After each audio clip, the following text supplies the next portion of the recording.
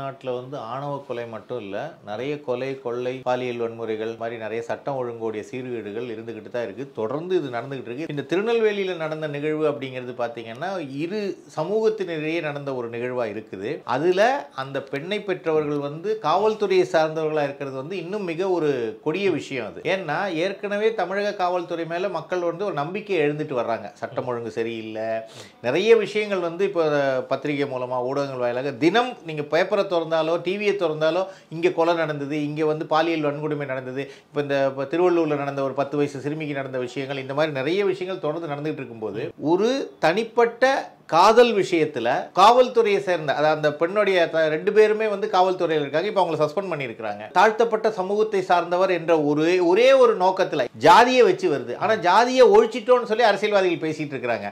எங்கே ஒழிச்சிருக்கிறாங்க? அப்போ சட்டம் ஒழுங்கு ஒழுங்காக இருந்தால் இந்த மாதிரியான நிகழ்வுகள் வந்து நடக்காது.